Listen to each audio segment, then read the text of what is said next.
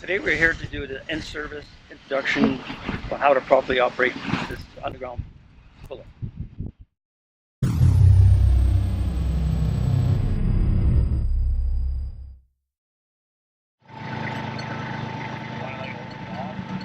want to be able to stick that over top and then we use the dollies go in, right? Pull it back.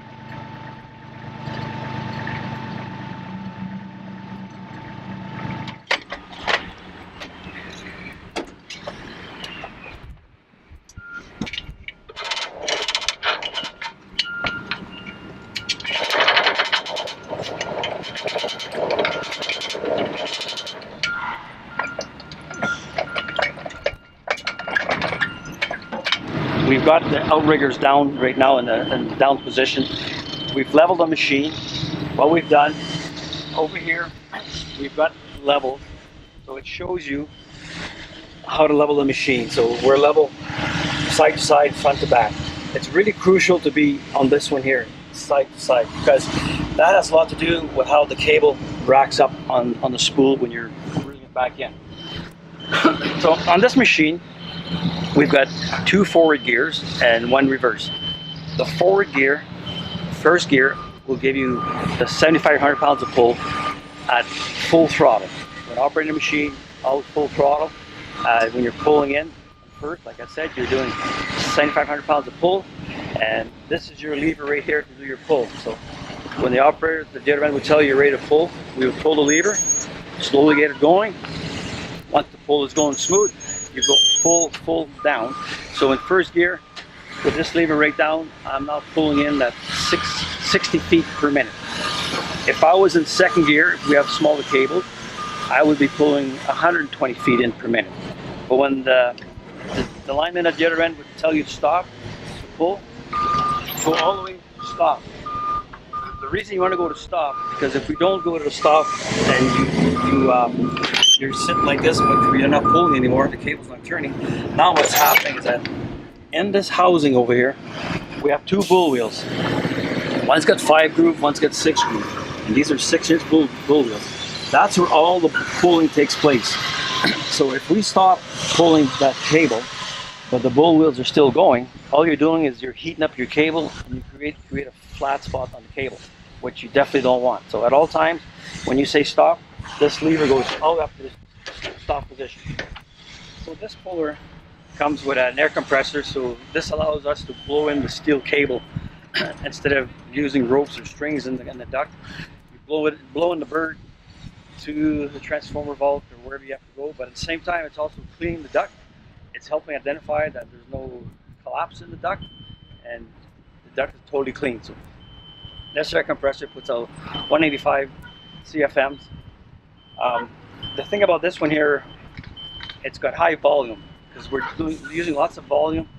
When the bird gets to the other end, it's not going to go shooting out. What it does, once it breaks its seal at the other end, the bird just basically falls out.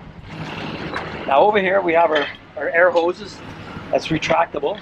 You have 50 feet of air hose on the unit, so depending on how you have to set up, it gives you quite a bit of room. So this swivel right here is the swivel we should be using. It's an E49. It's rated for 8,000 pounds. What it is, it's an anti-swivel.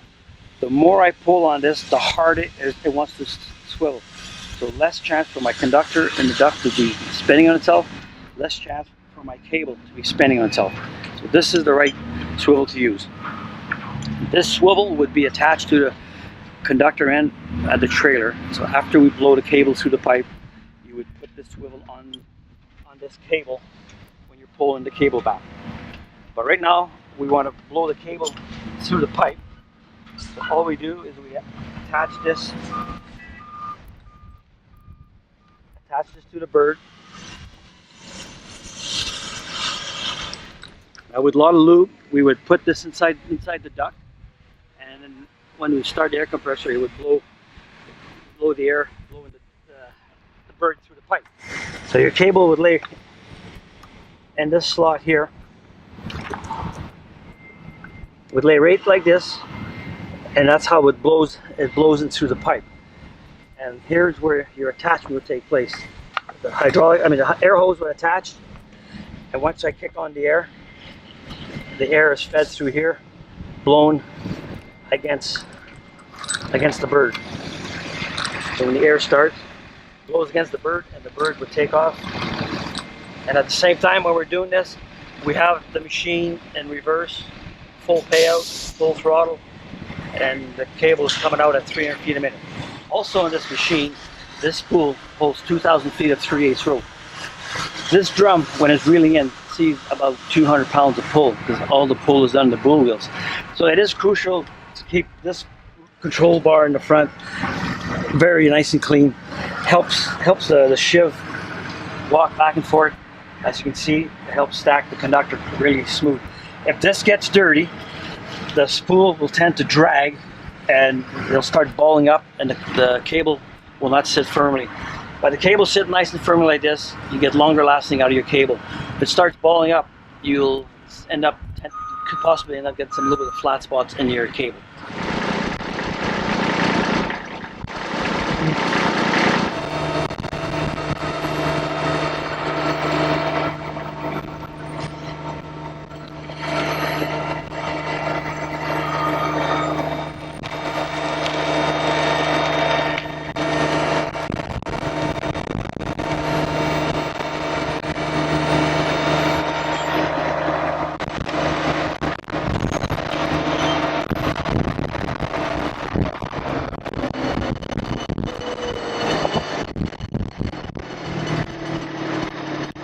Just to recap what we've covered today, we've covered the setting up of the machine is the first process when you come to the job site, making sure it's level.